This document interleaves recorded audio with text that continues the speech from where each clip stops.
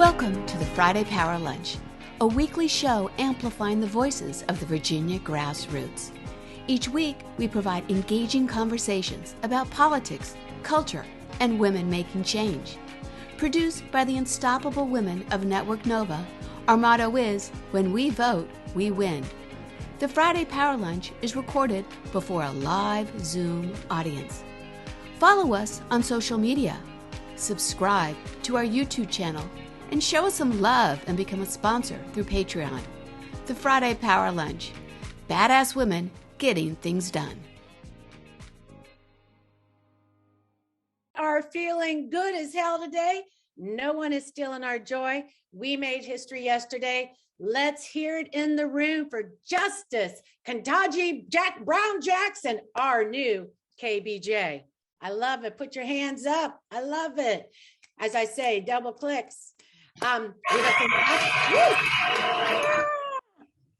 have a fantastic show today. So let's get perked up. Hope you have your coffee by your side and you're ready to go. Maybe your lunch is sitting there. I'm Catherine White, your host of the weekly Friday Power Lunch. And this show is bringing you the guests, the issues, and the action in one big room. We amplify the voice of the grassroots to get things done and to make politics fun. So let's get to it. We have such a big day. Believe it or not, it's April 8th, and you are on the Friday Power Lunch. Today's theme, all about women listening, messaging, and supporting. And also, second major theme, it is all about celebrating because we feel good as hell. And that I love it. The energy in the room, you could feel it. Let's get to our fantastic guest lineup. It is so exciting when we're talking all about women to have Jackie PAYNE on. If we can bring Jackie PAYNE up, she's the founder and executive director of Galvanize Action. Hello, Jackie. Hey there. So nice to be here with everybody. I can't wait to talk to you about how we're cracking the code on moderate voters. I love cracking the code. That's great. No, we're really excited for you to be in the room. We've been talking all about women messaging, voting, the power of information, getting the right information to people. So you just have such a great background in this. So we're so happy and jazzed that you're in the room on this special day to join us for the celebration. So thank you, Jackie. All right. So when we have some special guests for our celebration and all about this historic moment, we have with Judge Jackson being confirmed, we have with us Dory Scott. Hello, Dory, professor, author, and poet. Hey there, it's so good to be here. Oh, and I've got some words I want to share. Thank you, thank you, thank you. Oh, I love the pearls. I just have these little ones. I got this one, I just got married, and this one I had a 20-year anniversary. So I need to build up my pearls. Okay, well, we can help you out there. I know some people. You know people, good. It's good. Dory, it's always a pleasure. You have, as you say, the heart for women's leadership, and it's always a pleasure to have your words in the room. So thank you. And I'm really excited to join that conversation later is Margaret Morrison, civil rights activist. And Margaret, how are you doing? We met you. We've been meeting you in the room with Resisterhood. You were a subject of that film, and now you're back to talk about this historic day. Yes, I'm feeling good. I was bouncing along. I did my hair flip, but it didn't flip much. But I am all excited. I have my black pearls on. Ooh, I love, good for you. I love it. Yes. Okay. Is there a symbolism to black pearl versus the white pearls? Just ask it. I just like, black and white. They go together. Mm-hmm. We're a combination. I love it. Today I choose black. That is awesome. So I'm so excited to hear your voice on this historic day. We're so excited. And I've always wanted to connect you to Jackie. So this is going to be good as well. So thank you, Margaret, for being here. And then, of course, the badass of justice and civil rights. We have the Honorable Josh Cole here. Could we put him up on the screen? I know he's in the car. I don't know if he can enter. No, we can put him on the screen. Let's say hi to Josh. Hey. Hey, everyone. I'm so excited to be with you guys today. And Josh, I'm so excited that you're here. I'm just loving it. I'm sure you're just feeling good as hell. Absolutely. We need some good feeling. I love it. I feel so good myself. So we are always a pleasure to have you in the room, Josh. And then we will get, I know that you're still in your car. We'll circle back with you around after 12:30 so you can chill. Thank you. Sound good? All right, great. So, I mean, we are all jazzed up. You can feel it. Very exciting. Jackie PAYNE, as we said, founder and executive of Galvanize Action. Jackie, so glad you're here. So it's Thank great. you. Wonderful to be here. Well, what I love, your background, your resume is just incredible. When we talk all about women, you have been all about women your whole life, over 20 years being a lawyer and policy advocate. And you also, just your background in advancing gender, racial, and economic justice is so perfect for today. And it fits so well with your mission at Galvanize as well. And you have been working from Planned Parenthood, from your work in South Africa to, I'm just rambling off, but it's like you were also the policy attorney for Now Legal Defense Education Fund. You also moved to End Violence with your executive director of that. So now I'm so excited to talk about your next journey in your life. When we talked about 2016, very much like a lot of women in this room after that election. You sort of shifted your focus and started to look at what was going on with women and just in general and how to make a difference. So tell us about that journey that happened after that election and what Galvanize mission is. Sure. First, let me just say how delighted I really am to be here. I love what you all are doing. It's great to see everyone organized and see so many folks here who are galvanized to make the world better. So thank you for inviting me. And I noticed that Pat Roos is in the audience, and she was actually at Now Legal Defense. She hired me there. And when I was a baby, she brought me in to sit at the desk with the president. So very nice to be in the room with Pat and with all of you. You're right. I just want to say something about Pat. She is so much fun. Oh, yeah. She likes she likes to have fun. We were down for the ERA rally and she brought it. So that is so cool. It's a small world. So thank you. So go on. I didn't mean to. No. Yeah, I was just going to say fun, and it's such a great model for mentorship, because truly I was brought into every room there was in DC when I was like 24 years old as a baby lawyer. So appreciate that. And also, what a great day to be together with Justice Brown Jackson. I'm a member of the Supreme Court Bar, and I haven't been in a while. And I was thinking, I might go back and see this. Like, now that we've got some Justice Brown Jackson on the court, that sounds amazing. So I'm delighted to be here and celebrating with you all. You're right. I have this whole long history of working for gender, racial, and economic justice, legal aid lawyer, policy attorney in DC on women's rights, Planned Parenthood's government relations director.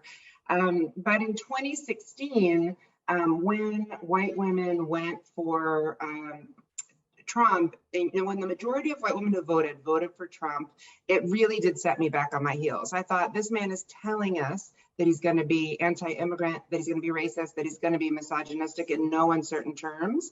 And to have the majority of white women choose that felt like it was a wake-up call to me. No surprise that white women tend to vote for Republicans. The majority of white women have chosen the Republican president for decades. But this particular president, for me, was a galvanizing moment. And I thought, who's doing something about this? And really, that's when I went to look and see who was doing intentional work to move moderate white women who could go either way, but who chose Trump this time. And at first I thought, I'll just give them some money because I was happy in my job. Right. But I couldn't find them because there was no national organization dedicated to that mission. I was the head of government relations for Planned Parenthood for many years. And I've worked in organizations that are mainstream, that have majority white women constituents, but not with the intention of figuring out what can we do about these moderate white women voters and how can we move them. And so, back in 2016, I felt motivated to fill that gap. And it's, as important today, if not more important. We're watching the world shift. We're seeing authoritarianism rise in the US and globally. We've got the Supreme Court deciding about Roe v. Wade in June before Justice Brown Jackson comes on the court. Yes. We feel the House and the Senate hanging in the balance.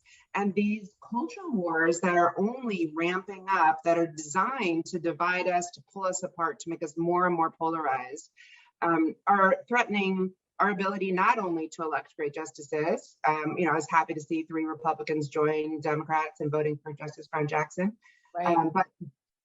making that hard, making it super hard to pass progressive policies, and really putting our democracy at risk. So with that as the backdrop, Galvanize Action is filling this gap that was missing in the field of figuring out how can we connect with and move moderate white women voters.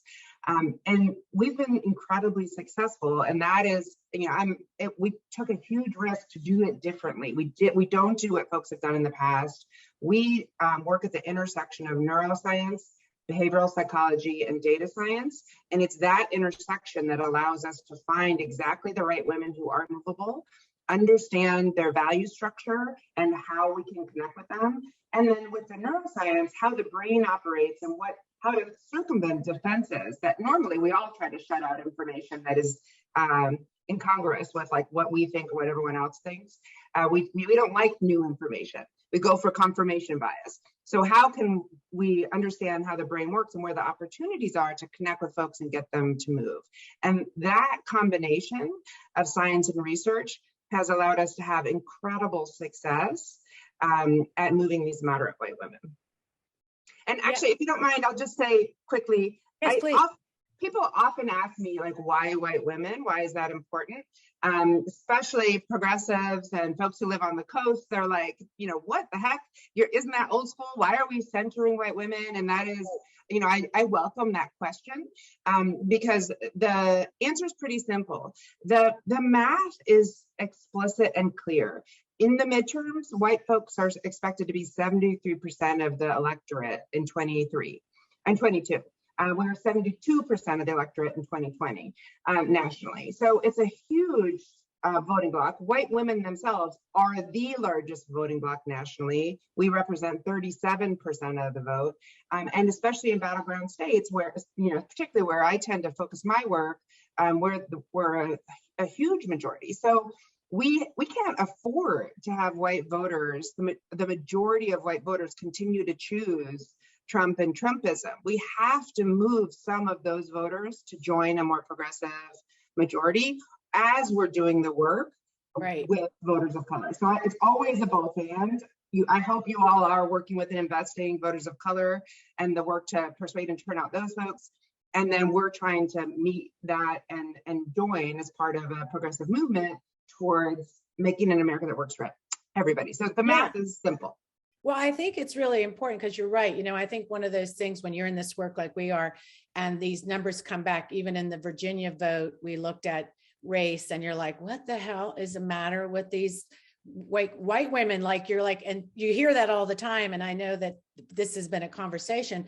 And I think that's what I was so attracted to your work, because you are looking for the solution, because it's not a matter, it's a matter of a couple things. Do you talk about disinformation, them getting out of that pattern of maybe voting like differently than their husband, or, just trying to think about politics themselves by getting that information and just, talking about that. So let's go to that part of it, because I think it's really important, because when we say all about women, all women aren't the same, right? We know even in our work, when we say we want to elect more women, and we're like, some women are obviously on the other side of these issues. We have one on the Supreme Court that got up there, Amy Coney Barrett, and she's not advocating for the issues that we feel, the values that advance women and gender justice, right? So talk about that. And when the start of that, and then we can get to the neuroscience, what I find is so interesting. When you talk about listening and supporting and messaging, you really did a lot of listening. And what did you find when you brought women together? You found that this is where they can talk freely. And so what did you find when you actually made that space for them? And why was that also important, that part of your brave conversations and community building? Yeah, I appreciate that. You're right. In 2016, there's tons of headlines that was what's the matter with white women. I know, you're like, and one of the things I heard a lot was, why aren't they voting in their interests? And you will never hear me say that, because I spent my career working with women and saying, trust them, they know what they're doing.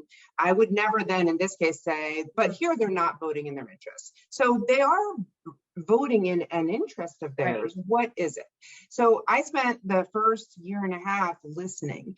I went in and looked for the folks. We didn't go. We intentionally sat with folks who were in the middle, who were moderate, who who had voted one way and then the other, right? Swing voters.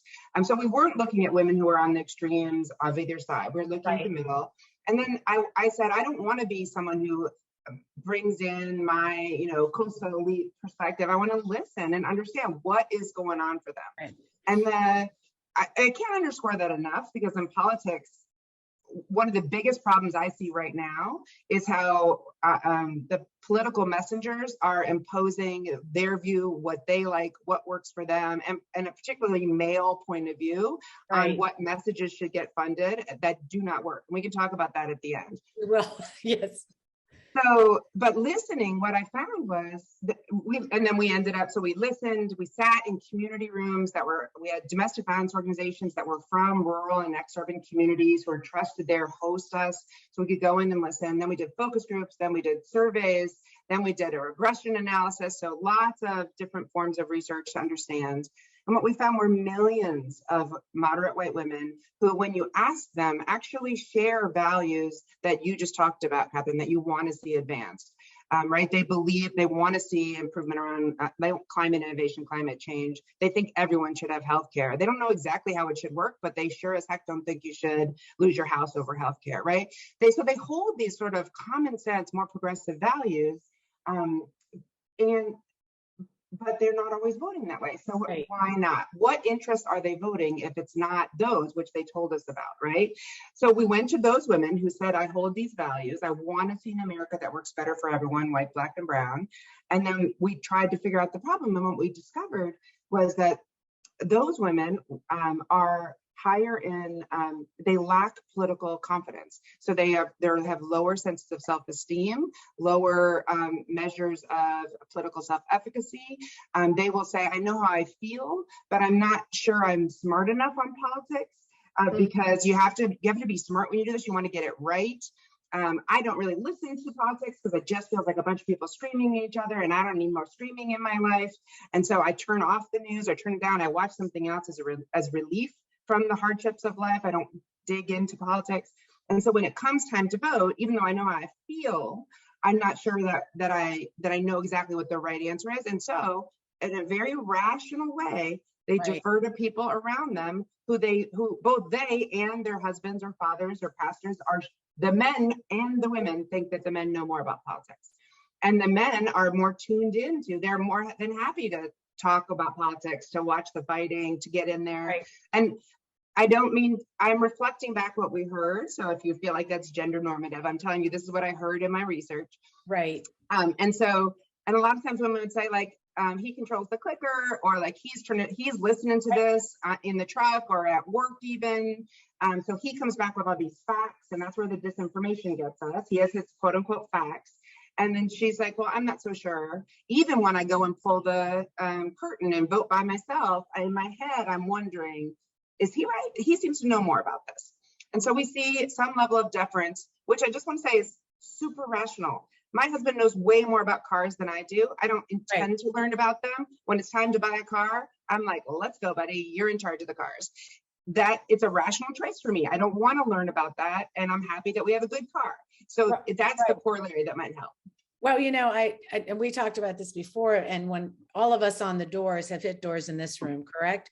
And we've had those voters come to the door, women, sounds so strange, but their husbands aren't home, and they'll talk really openly. They have a difference in the household of politics, and they'll say, I don't talk about it. I can't, it's not worth it. It's, it really sometimes also actually felt dangerous sometimes on the doors, where the husband would pull in the driveway and literally she's like, oh, he's just going to throw this in the trash. It was, I think that when we live in a power structure, like a patriarchal structure, and white women are part of that structure, all of us are part of it, that sometimes we don't even realize how we operate in that paradigm, right? And also to have a different opinion than your people around you is kind of risky, that you're no longer in this family. If you start thinking differently or talking differently than some people, then you're sort of, you lose your kind of family in a way. And I think that can be risky. So I like the idea how you built these communities where then there is a support system within these groups. And I liked how you talked about how you would actually offer training, and, you know, and maybe if we would just want to wrap them on that part, then we'll get to the research, which I find it to be what you're doing with it now. And around disinformation, which is so key, but just let's wrap up that part of the community and see if that's still operating, but how you train people to be moderators and how that works. And then we can jump to the action part of the messaging and research. Yeah, Catherine, what you're talking about there is another organization I run, which is called Galvanize USA. That's okay. There you go. That's it. Yeah. I have a Galvanize USA, Galvanize Action, and a separate act. So in Galvanize USA, that is the nonpartisan civic empowerment program. Gotcha. Given what we heard in the field, that really the big issue was around building political confidence and knowledge and agency. Right. And what we know about behavioral psychology and neuroscience is how do we support women together to build up that confidence, to be able to spot disinformation, to sort through it, to say, like, that doesn't actually fit with me. So a lot of what women need is a room to make sense of what's happening. And just kind of like what you said in the beginning, like, have a good real chat, but if you're nasty, you're getting out of here. That's kind of what we create in Galvanize USA for women who want to have a space where they can think through, and they all the time they say, my husband says this, I'm not so sure if it's true, or I heard this on the radio, what is this accurate? And so the women talk through it, and our moderators help say, like, let's, in this space, our only goal is to build up your confidence so that you can align your vote with those values you express. So that's Galvanize USA. And then the next one is Yeah. So in here, I see the question about, like, but in the chat, like, how does Galvanize Action persuade women? So if you think really separately, Galvanize USA is just that safe space to try things out. And that's so important because 74% of these women say they avoid politics. Even if they vote, they avoid talking about it because of the social and emotional consequences to them, because they're living in purple and red states, right?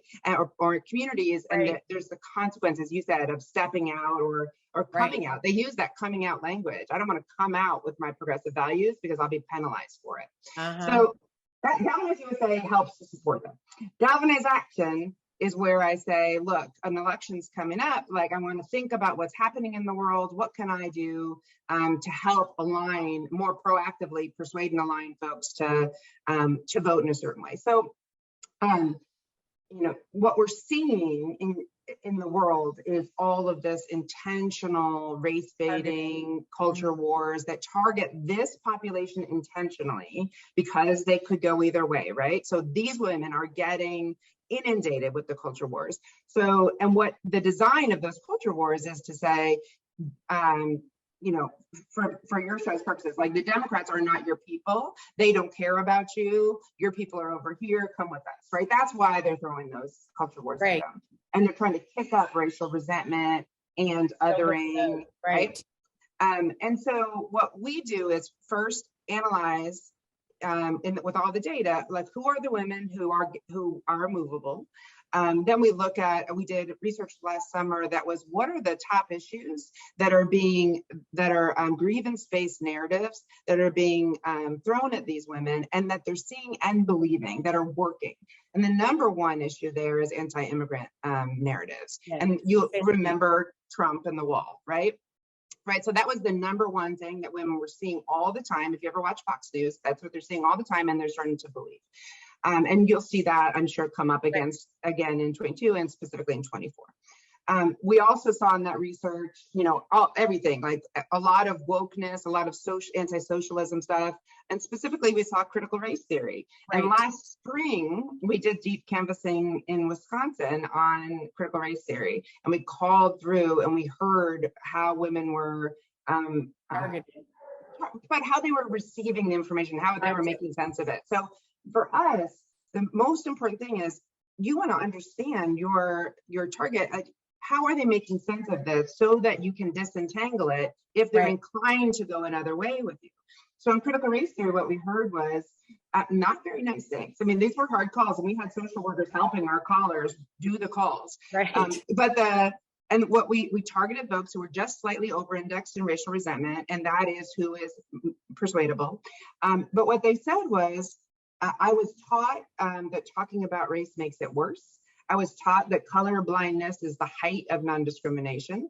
I think of myself as someone who believes in equality. So they would never, I'd self-identify as racist, right? So me calling them a racist isn't going to get us anywhere. But me understanding that, okay, if you think of yourself as a good person who's trying to move, who wants to advance racial justice, or at least not be racist, what are they saying that is connecting with you and making you feel aggrieved and you want to go with them? And what can I say to inoculate against that, move that out of the way and create opportunity for you to go in the direction that you think you want to go? So on critical race theory, I know you all know about this from Virginia, right? And like how it got its fangs in that race. What we saw was parents saying, I'm afraid of the conflict. So conflict avoidance is such a huge thing for this group. I'm afraid it will make it worse. And I'm super afraid that my sons, if in school, my sons will be made to feel guilty and bad. And I'm a good mother. And I don't want my 10-year-old to feel like a bad person because he's white. I don't want him to grow up being taught that. That's horrible, right? So if that's the starting point, we can have all kinds of analysis of it. But if we can understand that that's where they're coming from, then we can create messages that work for them. Oh, and maybe we'll show one. Because I know we're so interesting, by the way, because I feel like this is where we really need to move, because disinformation is so huge. It's really probably the biggest problem in democracy, and targeting that group is all about power and getting that vote. So let's look at I know we have a commercial and we'll show how you've used your research. I'm a substitute teacher and my husband works in a factory. We work really hard, but it's a struggle. What do I want in a president? I want somebody who knows what it's like to worry about paying the bills every month. Like Joe Biden. He grew up in a factory town, and when his dad couldn't find steady work, the family had to move in with his grandparents. Look, no politician's perfect, but I want someone who understands families like mine. I just think Joe Biden gets it. So that's an example of an ad that my PAC, the One for All committee, did in 2020. I wanted to show you that, and I could break down for you why did that ad work, but I want to also be sensitive to time, Catherine, because we can move on to the other ad too. Yeah, well, you can, if you want to do like a quick breakdown, and then we'll get to the last ad, because I think it's brilliant, and then we'll get into the next segment. We'll do some good fun play and games. So go ahead, tell us a little bit about that. I think it's important for our audience to know. Okay, so you remember that obviously the majority of white women voted for Trump in 2016, even more voted for Trump in 2020, which is heartbreaking. But where we worked and where we showed this ad and others like it, we actually had incredible success shifting white women, and particularly white non-college women, away from Trump and towards Biden. In Wisconsin, we shifted white women 11 percentage points towards Biden. So, and in Michigan, it was depending on 4 to 6 percentage points, depending on which group of white women. So, and the reason why an ad like this worked, and someone put it in the chat, is salience. The messenger looked just like the voters we were trying to target, right? And the house this was her real house. So it's a real woman, not an actor, in her real house. And walking through her kitchen, it looks like a kitchen that our voter lives in. It's not a fancy, expensive kitchen. So there's salience, and then there's episodic simulation, which helps the brain. When we look down at the hamburgers, our brain feels like we are in that kitchen with her, right? So there's little neuro hacks that we're using that put the voter right in the position of the speaker.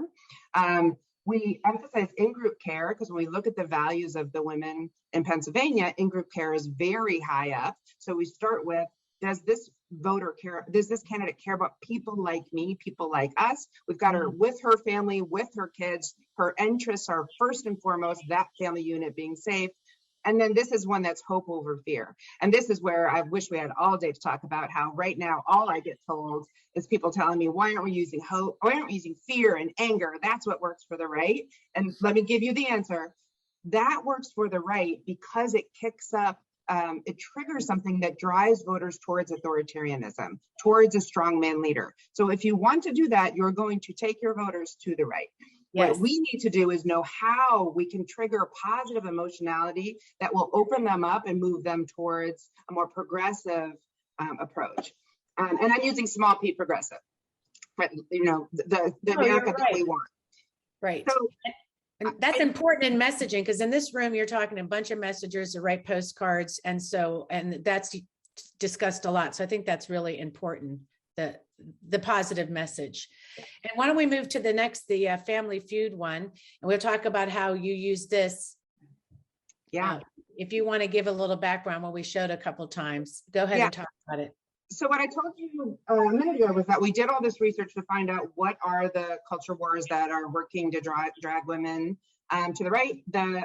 We then did all this research, and we have created over 175 messages that we tested and that are statistically significant to move moderate white women on these issues, immigration being a top problem for us. So here's an example of a gift that we made based on those messages. And the reason that it works is multifold. So one, salience. Look at the woman. She looks just like the voter I'm going after. Two, nostalgia. These voters are very high in nostalgia. So we used a game show that's been around since I was little, right? And that we're all familiar with. Three, social proof. Because our voters are not sure what they should think, what they do, and what we all do when we don't know what to do, is we look to people around us. Social proof helps us figure out, if I go this direction, will I be safe? Will other people around me also agree with this, or will I get kicked out of the tribe? This game, so that's a neuropsych principle. Yes. And here the game does it. It's 100 people surveyed says, right? And so in this case, church going, good neighbors, military. Yeah, and really, that goes to the content of the answers is all based in the research. They want that they're pro-military, pro-patriotism. They tend to be Catholic or women of faith. So the answers that we're embedding in here are designed content-wise to assuage any concerns and bring them. Now, I just want to say, this doesn't work with liberals. So if you're looking at this and you're like, I don't like it, people just like us, that's rude. That's because you don't need this message and you don't like it. And so, but it works with conservative Republicans and women who voted for Trump. So what we have to do is know who it works with, and then we tailor it, and the data helps us. We send this ad, it rolls, so we know these voters watch Yellowstone and they watch reruns of Friends. So what we do is show this GIF. Remember when you're watching something on your phone or on your iPad and it forces you to watch an ad for 6 seconds? Right. We deliver it right before the show that we know they watch. And that's how we make sure that they are forced to see this ad. And that helps us make sure that the right target audience gets to see it and that the wrong one doesn't. No, I think the work you're doing, Galvanize, is incredible, because it is really what we need to get in that space and kind of break that trance that is sometimes around specific voters that we really, like you said, will move the needle. So what I like to do for the whole room, Robin. We're really running late, Catherine, and we don't want to miss Dory, who's going to have to leave. Oh, yeah, you're right. What about if we go ahead and roll into the party and get the party started in it? That sounds like a good plan. And we will do, if we have time, we'll do our survey questions. We surveyed the whole audience here, and we came up with some fun Friday Power Lunch Family Feud, but we'll wait on that because our celebration is very important. So Jackie, thank you. And I want, I'm sure people putting in the chat how to get in touch, how to learn more about what you do. And I think that this group will really love to see the research. And there's so much great stuff on that website that shows all this messaging. So thank you, Jackie, for being here. We hope you can stick around a little bit and see the rest of it. Yeah. All right. Thank you, Jackie. So Finale. Yes. Yes. Okay. So I have to adjust here. So you know what? The importance of listening and messaging when it comes to women in politics. What did you hear? We're not one size fits all. So what are your takeaways from Jackie? Well, this was just awesome, because I think the first thing is you have to follow the data. So no matter what you think, if you follow the data, you'll get it right. And I think the other thing that's really important here is right message or right messenger. And so I think she's giving us the tools right now to know exactly who we need to go after. So yeah, we got a big audience, a big tent, but we do have to have women voters. The data tells us where they are, and now we know how to get them, and that's what we'll do. I know, show messenger. This is right up your alley. So this is so exciting. So let's take it away with our celebration. Like we said, no one's taking our joy today. If someone tries, we'll walk their fine ass out the door. All right, well, the celebration. Let's go. Now ready to start the celebration with the opening video? We're ready for the opening video, so open us up. But sit back for a second, because I don't have questions right away. I actually have a number of things I just want to say. I went to law school. I didn't serve on the law review. You did. I didn't clerk at every level of the federal court. You clerked for a Supreme Court justice, one widely respected on both sides, which really shaped you. You left there and you went to private practice, and you know what you found? This is what you told me. That you had those tough choices that working moms have to make, the demands of a private law firm, raising your kids. It just didn't add up. You went to become a public defender because you wanted to understand all aspects of the law. Who does that? Your family and you speak to service, service, service. I just look at you and I start getting full of emotion. I'm jogging this morning. And this woman comes up on me, practically tackles me, an African-American woman. And the look on her eye, she just wanted to touch me because I'm sitting so close to you, and tell me what it meant to her to watch you sitting where you're sitting. And you did not get there because of some left-wing agenda. You didn't get here because of some dark money groups. You got here how every black woman in America who's gotten anywhere has done, by being like Ginger Rogers said, I did everything Fred Astaire did, but backwards in heels. And so I'm just sitting here saying, nobody's stealing my joy. Nobody's going to make me angry. Person that is so much more than your race and gender. You're a Christian, you're a mom, you're an intellect, you love books. But for me, I'm sorry, it's hard for me not to look at you and not see my mom, not to see my cousins, one of them who had to come here and sit behind you. She had to have your back. I see my ancestors and yours. Nobody's going to steal the joy of that woman in the street, or the calls that I'm getting, or the texts. Nobody's going to steal that joy. God has got you.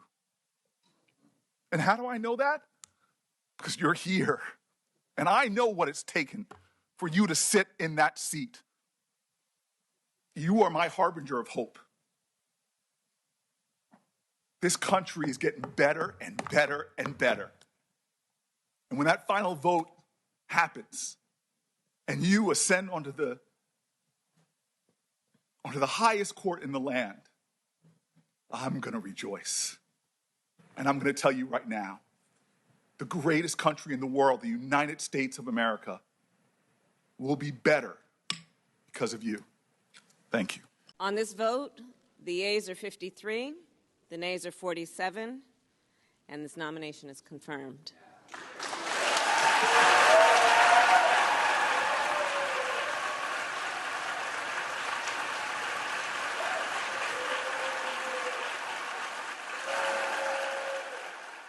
Thank you. I applaud every time I see that. It is just amazing. So we're going to bring everybody up. I see Dory holding herself. That's what I did. I'm looking for Miss Margaret, and I'm looking for Josh Cole. But hi, Miss Margaret. We're going to go ahead and get started. And I'm going to start with you, Dory, because you're the first one that popped on the screen. I have to tell you that when I watched this on TV, my heart was just pounding. I knew what the count was supposed to be, but I still had a pounding heart. Tell me what you felt when you saw this. I came up with words, and I just wrote something because I write all the time. We built this country. We are USA. It felt right. It feels right. It is all so right. Congratulations, Justice Jackson. Black girl magic, love your hair. We are women wise, Black women, white women, red women, yellow women, still rising. That is awesome. I will tell you, it has to be amazing for little girls everywhere to look and see someone who looks like them and has hair like them for the first time. So that's pretty amazing. I mean, I have to tell you, I owned a business in Loudoun County for 10 years. And I remember thinking about, do I change my hair to fit this community? And stepping out and saying, I just can't do it. I can't do it. And so when I saw her sit there with her hair looking like mine, my skin tone, I'm just overwhelmed. And one other thing I want to say, I'm privileged to have attended Harvard University. And I remember sitting in the halls of Harvard University when I was working on my master's there in the business school. And the dean of women came over one day and she said, "Oh, Dory, how are you doing?" And I just remember saying to her, "I don't know." And she said, "Oh, you're doing well, you're doing well." And I said, "Yes, academically, but emotionally." There were 117 of us that graduated in my class, the only African-American woman. It felt so lonely. I related to the justice, when she talked about that. But ladies, gentlemen, keep rising. It is worth it. We are worth it. And it feels all so right. It does. Thank you, Dory. We're going to come back and we're going to talk about that feeling. But Ms. Margaret, you know how much I love you. And so I want to know what you felt like at that moment. Well, unlike Dory, I didn't put it into words because every word that I thought about was insignificant compared to the historic occasion. And so mine was more of a deep feeling that went through centuries, really, that at last we have come to this point where a Black female is considered to be human, educated, a mother, a learner, a model, everything that everybody else is. And now we have confirmed it. I already knew that she was going to win. I wasn't waiting for a vote. I knew that she would be confirmed because of past history and what Susan Collins had said and the others. So I draw upon poetry, although I'm not a poet. I practice it sometimes. I play around with the words. But I thought about Selma. I thought about the movie. And I thought about why the movie was made. And I thought about the march from Selma to Montgomery that gave us the voting right, that led to, well, even before that, I thought about Thurgood Marshall, the first Black man of the Supreme Court. And I thought of how he was before the Supreme Court arguing and won the Brown versus Board of Education. And I thought of all of these historic events and of all the Black women behind the push for equality and justice. And so when Selma came about and the Voting Rights Act of 1965 was passed, 2 years later, Thurgood Marshall became an Associate Justice of the Supreme Court. It just didn't happen all by itself. Just like Ketanji Brown Jackson's confirmation didn't just happen in a vacuum. It took centuries of hard work. It took centuries of digging in. It took centuries of knowing that we were as capable of anybody else and pushing for that. It took a lot of us. It took a lot of all of you on this screen to vote for people who also believed in the humanity of a Black body, a Black race, a Black woman. And so I smiled so much my jaws were tired. It was like, how can I say? Well, I think about, back to Selma again, some of the words that just jumped out at me was, we sing, our music is the words we bleed through. Somewhere in the dream, there was an epiphany. We now right the wrongs of history. No one can win the war individually. It takes the wisdom of the elders and a young woman and the young people's energy. One day, when the glory comes, it will be ours. It will be ours. And that is part of why I've just gone about my day singing and happy and just overjoyed. So, but yeah, I'm feeling good. You're feeling good. You're going to toss your hair now. Yes.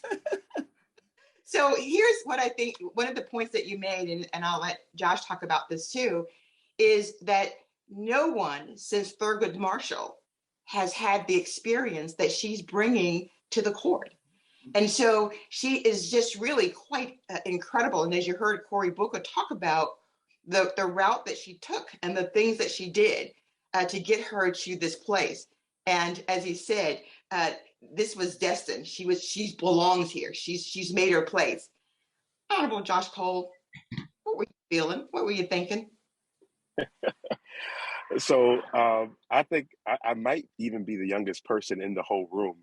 But in my short time of living, I have witnessed the first Black woman elected to the U.S. Senate, Carol Moseley Braun. In the first year that I was allowed to vote, I voted for Barack Hussein Obama. And then just last year, we elected Kamala Harris. And then this year, we see Ketanji Brown Jackson to the Supreme Court. And I see in the comments, someone said, this feels sacred. I'm here to let you know that this is a sacred moment in time. And that all of our ancestors, even to every woman that was taken away from us by police brutality, are now smiling down at this exact moment that we have the ability to see a Black woman carry her voice and her experience now to the highest court in the nation. And so we have to understand, it was Malcolm X who said that the most disrespected person in America is the Black woman. And throughout this process, we saw what he said was still true some 60 years later, because they tried to smear her record. I think someone even had a graphic that showed the last 3 nominees. She was even more qualified than them. And they tried to smear her record, but I can hear the voice of Maya Angelou saying so strong, but yet still I rise. And so I'm excited because, and as Dory said it, you know, we have a Black woman with sister locks on the highest court in the nation. So here's what. Go ahead, Josh. I love it. I was just going to say, we have a Black woman. You know, women have had to fight for years. What are they going to name their children? But now they don't have to worry about what name they're going to put on the birth certificate, because we have a Ketanji Brown Jackson on the Supreme Court now, which means lovely one. And you know, I want to talk about it. Dory brought this up, and Dory, I hope you can stay with us, because I think this is so critical, because the work isn't done, but she tells us how it gets done. Robin, can you run the video for me of her story of perseverance? And I appreciate the opportunity to speak to young people. I appreciate it very much. I do it a lot. The young people are the future, and so I want them to know that they can do and be anything. And I'll just say that I will tell them what an anonymous person said to me once. I was walking through Harvard Yard my freshman year. As I mentioned, I went to public school, and I didn't know anything about Harvard until my debate coach took me there to enter a speech competition, and I thought, this is a great university. It was basically one of the only ones I'd seen, and I said, maybe I'll apply when I'm a senior. But I get there, and whoa, so different. I'm from Miami, Florida. Boston is very cold. It was rough. It was different from anything I'd known. There were lots of students there who were prep school kids like my husband, who knew all about Harvard, and that was not me. And I think the first semester I was really homesick. I was really questioning. do I belong here? Can I make it in this environment? And I was walking through the yard in the evening, and a Black woman I did not know was passing me on the sidewalk. And she looked at me, and I guess she knew how I was feeling. And she leaned over as we crossed and said, "Persevere."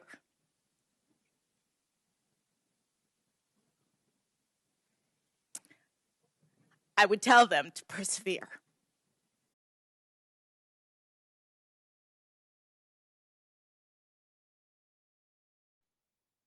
So Dory, I'm going to start with you. We're at the top of the hour almost, and we've got like 10 seconds. So I'm going to give you 10 seconds to talk about that, because you mentioned that when you opened. What does that mean to you? It means, like everyone has said, I sit on the shoulders of two parents who did not have formal education, who gave me the wherewithal and the fortitude to push through and persevere. And no matter, question it, and keep moving forward. I listened to the woman earlier today talking about how they're working with white women. I would say to you, it's important that we listen to these white women, but it's important that white women begin to listen to Black women, because that Black girl magic, that's a little different. And that's what you're seeing when we stand firm. Thank you, Dory. And I'm so honored to have had you today. Thank you. Miss Margaret, talk to me. This perseverance. Yes, right, and I'm still smiling, because without a determination, without knowing who you are and where you came from and what your goals are, you get nowhere. Without understanding that the world in which we live and the United States in which we live, power means the right to vote. I'm always back to the voting part, because if you don't vote, there is no hope. If you don't vote, not just for presidential elections, but for every single election up and down the ticket, you're at a standstill. I cannot imagine living in a country where the foundations of a democracy depend on the right to vote, and yet our Congress seems impotent in affording that privilege, that right to every single American.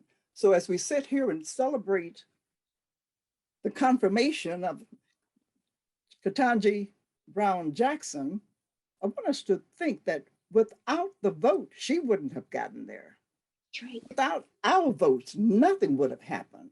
Without a collective effort to get a Democratic president and vice president on the ticket, we would not be where we are. Without Georgia coming through with 2 senators, we would not be where we are. So I'm bringing all of this up to let you know that 2022 midterms is exceptionally important. More so, I thought this was so in 2018, but it's more so in 2022. We need to make it, well, we need to spend every penny we have, every resource we have, everything we can muster to get people to the polls to vote and make sure that that vote is counted. And so my thrust has always been, if you're going to keep a democracy strong, the only way to do it is vote. And so I'll leave with these few words. For those of you who think you have nothing to give, with fear in your hearts that you just don't believe that you have it, you do. You're important. Go out and vote. Vote your conscience. Vote your morality. Vote your integrity. But by all means, vote. That's the final word. Thank you, Miss Margaret. You know, I would just add to say, sometimes we hear folks say, I'm not going to go out because he didn't do this or I didn't get that. We just have to have a little patience and stick together. And so I want to end, I know that there's some information in there about some activities that are happening over the weekend, and I saw it in the chat, so hopefully you guys will take a look and go and celebrate. But here is my closing words for today. Out of the huts of history's shame, I rise. Up from a past that's rooted in pain, I rise. I'm a Black ocean, leaping and wide, welling and swelling, I bear in the tide. Leaving behind nights of terror and fear, I rise.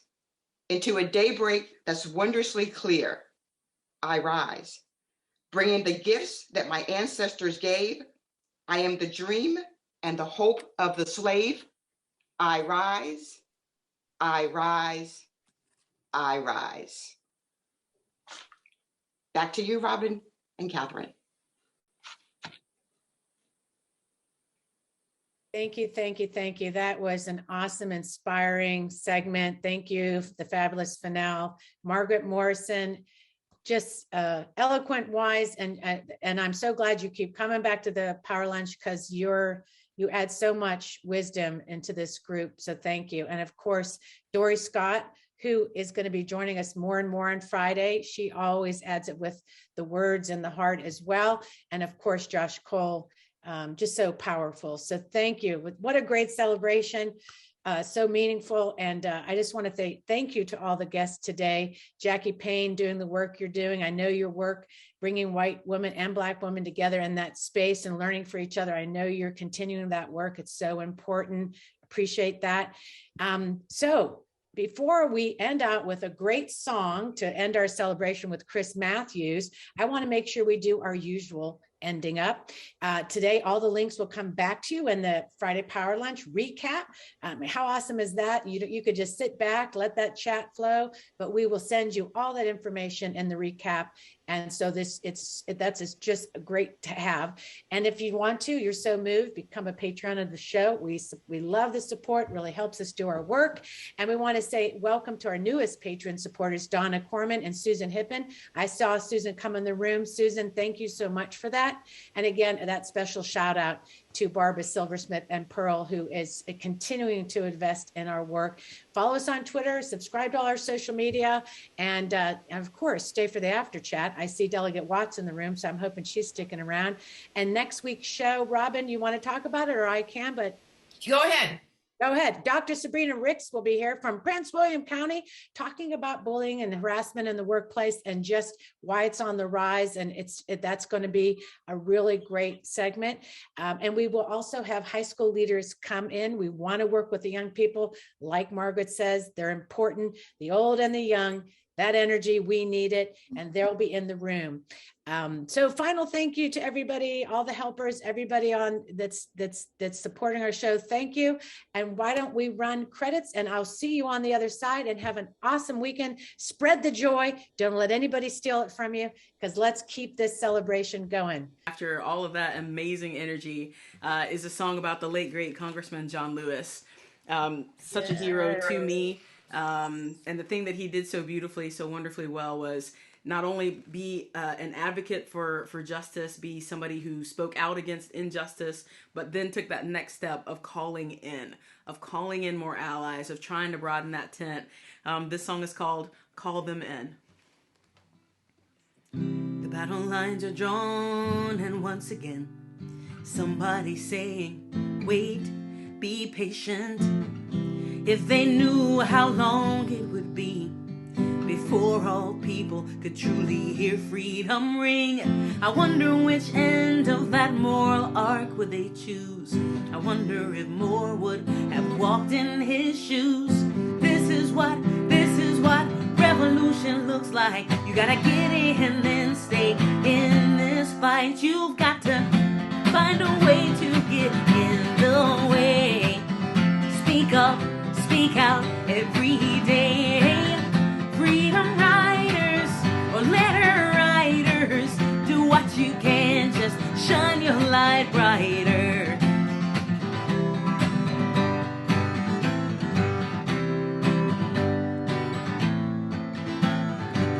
Somebody called him a saint among men, a founding father, an icon, a legend. Ordinary people with such extraordinary vision in a country so young, hard pressed on every single side, but not crushed, saying, in God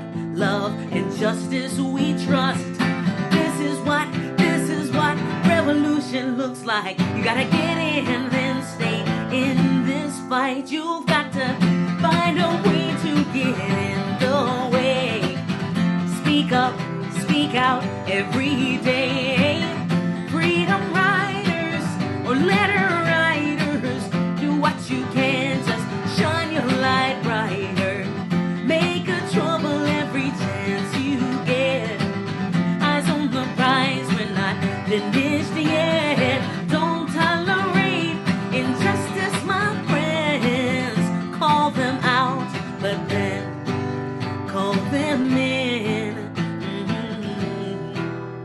If you see something that's not right, not fair, stand up and say we can do better. He said, I may not be with you when we reach the other side, so let the power of love everlasting be your guide. 'Cause this is what revolution looks like. You gotta get in, then stay in this fight.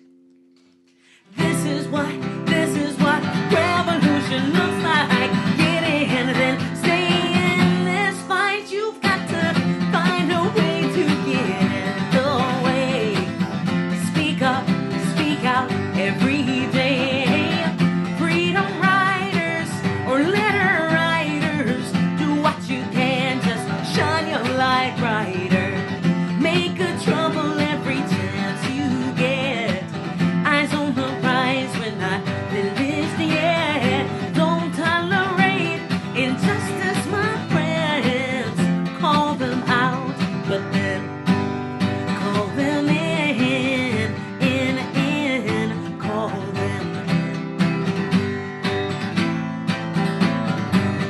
Find a way to get in the way. Speak up, speak out every day. Make a trouble every chance you get. Make a trouble every chance you get. Make a trouble every chance you get. Yeah, keep fighting the good fight. Keep fighting the good fight.